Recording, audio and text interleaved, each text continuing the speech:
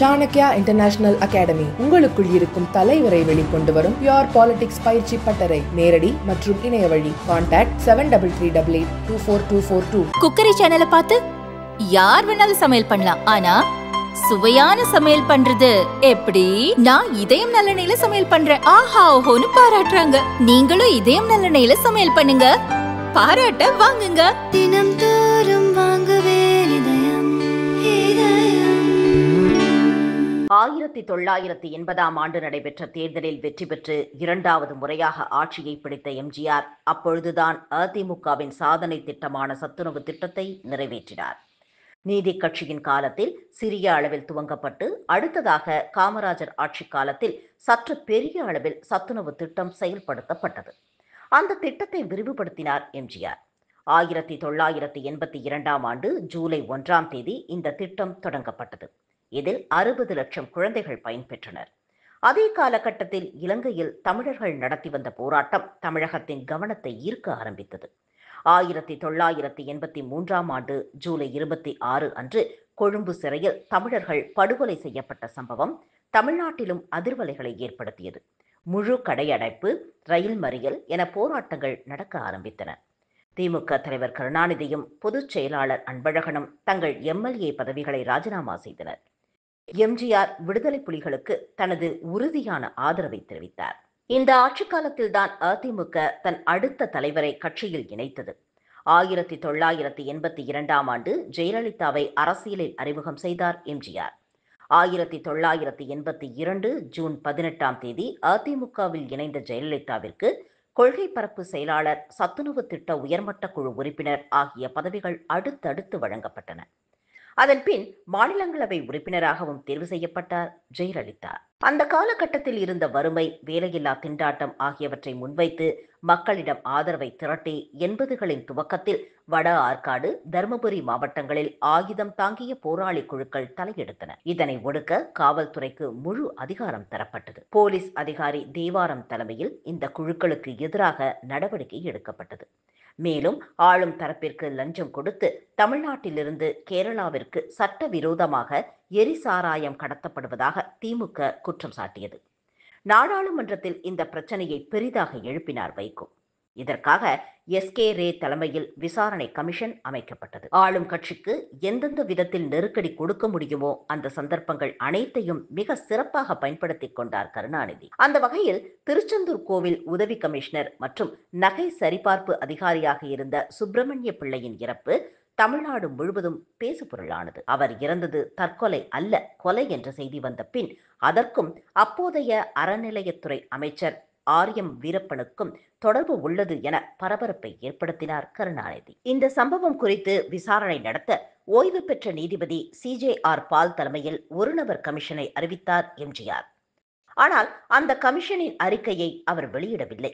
ஆனால் அந்த அறிக்கையை எதிர்க்கட்சி தலைவர் கருணாநிதி வெளியிட்டார். இதையடுத்து முரசொலி பத்திரிகை அலுவலகம் உள்ளிட்ட இடங்களில் சோதனை நடத்தினார் எம்ஜிஆர். 1984ஆம் ஆண்டு எம்ஜிஆருக்கு உடல்நலக்குறைவு ஏற்பட்டது. அக்டோபர் 5ஆம் தேதி அவர் சென்னை அப்பல்லோ மருத்துவமனையில் அனுமதிக்கப்பட்டார். சிறுநீரக செயலிழப்பு ஏற்பட்டதாக கண்டறியப்பட்டு மேல் சிகிச்சைக்காக அவரை அமெரிக்கா அழைத்து செல்வது என முடிவு செய்யப்பட்டது. இந்த நிலையில் 1984ஆம் ஆண்டு அக்டோபர் 31ஆம் தேதி பிரதமர் இந்திரா காந்தி அவருடைய பாதுகாவலர்களாலேயே சுட்டுக் கொல்லப்பட்டார். நாடு முழுவதும் இந்த சம்பவம் பெரும் அதிர்ச்சியை ஏற்படுத்தியது. உடனடியாக அவரது மகன் ராஜீவ் காந்தி பிரதமராக பதவியேற்றார். இதற்கு பிறகு நவம்பர் 5ஆம் தேதி எம்ஜிஆர் தனி விமானம் மூலம் அமெரிக்காவுக்கு சென்றார். அங்கே அவருக்கு சிறுநீரக மாற்று அறுவை சிகிச்சை செய்யப்பட்டது. அமெரிக்காவில் உள்ள புகழ்பெற்ற புரூக்ளின் மருத்துவமனையில் அவர் சிகிச்சை பெற்றார். நிதி அமைச்சராக இருந்த நெடுஞ்செழியன் தற்காலிகமாக முதலமைச்சர் பொறுப்பு ஏற்றார். இந்த சூழ்நிலையில் தனது பலத்தை நிரூபிக்க நாடாளுமன்றத்தை கலைத்துவிட்டு தேர்தல் நடத்த ராஜீவ்காந்தி முன்வந்தார். அதோடு தமிழகத்திலும் ஓராண்டு காலம் இருக்கும் போதே சட்டமன்றத்தை கலைக்க முடிவு எடுக்கப்பட்டது. இந்திரா காந்தி கொலையாலும் எம்ஜிஆர் உடல்நலக் குறைவாலும் எழுந்த அனுதாப அலையை பயன்படுத்திக் கொள்ள அதிமுகவும் இந்திரா காந்தி காங்கிரசும் முடிவு செய்து அதற்கு ஏற்ப காய்களை நகர்த்தின. தமிழக சட்டப்பேரவையை கலைப்பதற்கான தீர்மானம் நிறைவேற்றப்பட்டது. நவம்பர் 15ஆம் தேதி இதற்கான அறிவிப்பை ஆளுநர் வெளியிட்டார். ஆனால் திமுக இதற்கு கடும் எதிர்ப்பு தெரிவித்தது. 1984 டிசம்பர் 24ஆம் தேதி ஒரே கட்டமாக தேர்தல் நடக்கும் என அறிவிக்கப்பட்டது. அதிமுகவும் இந்திரா காந்தி காங்கிரசும் கூட்டு சேர்ந்து எம்ஜிஆர் ஃபார்முலா என்ற அடிப்படையில் இடங்களை பகிர்ந்து கொண்டன. அதாவது நாடாளுமன்றத்திற்கு காங்கிரசுக்கு 70%, அதிமுகவுக்கு 30%, சட்டமன்றத்திற்கு அதிமுகவுக்கு 70%, காங்கிரசுக்கு 30% என தொகுதிகளை பங்கிட்டு போட்டியிட்டன. அதன்படி சட்டமன்றத்தில் 153 இடங்களில் அதிமுகவும், 72 தொகுதிகளில் காங்கிரசும், 4 இடங்களில் காந்தி காமராஜ் தேசிய காங்கிரசும், 3 இடங்களில் ஃபார்வர்ட் பிளாக்கும் போட்டியிடுவது என்று முடிவு செய்யப்பட்டது. நாடாளுமன்ற தேர்தலில் காங்கிரசுக்கு கூடுதல் இடங்களை கொடுத்தது அதிமுக. அதன்படி காங்கிரஸ் புதுச்சேரி உட்பட 27 தொகுதிகளில் போட்டியிட்டது. அதிமுக 13 தொகுதிகளில் போட்டியிட்டது. காந்தி காமராஜ் தேசிய காங்கிரசுக்கு 1 இடம் கொடுக்கப்பட்டது. திமுக கூட்டணியில் இடதுசாரி கட்சிகள் ஜனதா கட்சி, முஸ்லிம் லீக், தமிழ்நாடு காமராஜ் காங்கிரஸ், உழவர் உழைப்பாளர் கட்சி, தமிழ்நாடு ஃபார்வர்ட் பிளாக் ஆகிய கட்சிகள் இடம்பெற்றிருந்தன. திமுக 158 இடங்களிலும், ஜனதா கட்சி 17 இடங்களிலும், இந்திய கம்யூனிஸ்ட் கட்சி 17 இடங்களிலும், மார்க்சிஸ்ட் கம்யூனிஸ்ட் கட்சி 16 இடங்களிலும், காமராஜர் காங்கிரஸ் 7 இடங்களிலும், முஸ்லிம் லீக் 6 இடங்களிலும், தமிழ்நாடு ஃபார்வர்ட் பிளாக் 3 இடங்களிலும், உழவர் உழைப்பாளர் கட்சி 10 இடங்களிலும் போட்டியிட்டன. தேர்தலுக்கான வேட்புமனுவை அந்நாட்டுக்கான இந்திய தூதர் அருண் பட்வர்தன் முன்னிலையில் கையெழுத்திட்டு தாக்கல் செய்தார் எம்ஜிஆர். எதிர்க்கட்சிகள் எம்ஜிஆர் உடல்நிலை குறித்து சந்தேகங்களை எழுப்பவே வெற்றி திருமகன் என்று பெயரிடப்பட்ட 10 நிமிடம் ஓடக்கூடிய அவருடைய வீடியோ ஒன்றை வெளியிட்டது அதிமுக. அந்த வீடியோவில் எம்ஜிஆர் அமெரிக்காவில் மருத்துவமனையில் எழுந்து அமர்ந்திருப்பது, உணவு அருந்துவது, இரட்டை இலையை காண்பிப்பது போன்ற காட்சிகள் இடம்பெற்றிருந்தன. இந்த வீடியோவும் இந்திரா சுட்டுக் கொல்லப்பட்ட காட்சிகளும் தேர்தல் பிரச்சாரத்திற்கு பயன்படுத்தப்பட்டன. சினிமா தியேட்டர்களிலும் செய்தித்துறை சார்பில் இக்காட்சிகள் காட்டப்பட்டன. தேர்தலின் முடிவை நன்கு அறிந்திருந்த கருணாநிதி இந்த தேர்தலில் போட்டியிடவில்லை. தேர்தலுக்கு முன்பே அவர் தமிழக மேல் சபைக்கு தேர்வு பெற்று எம்எல்சி ஆகிவிட்டார். இந்த தேர்தலில்தான் மு.க. ஸ்டாலின் சட்டமன்ற தேர்தலில் களமிறங்கினார். 1000 விளக்கு தொகுதியில் அவர் போட்டியிட்டார்.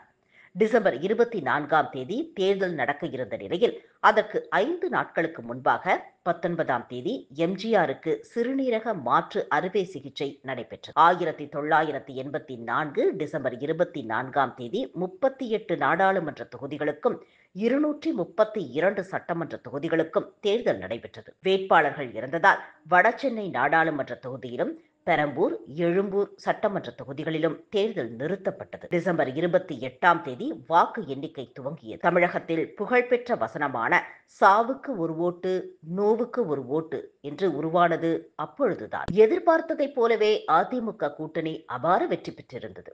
153 தொகுதிகளில் போட்டியிட்ட அதிமுக 132 தொகுதிகளில் வெற்றி பெற்றது. 72 தொகுதிகளில் போட்டியிட்ட காங்கிரஸ் 61 தொகுதிகளில் வெற்றி பெற்றது. காந்தி காமராஜ் தேசிய காங்கிரஸ் 2 இடங்களில் வெற்றி பெற்றது.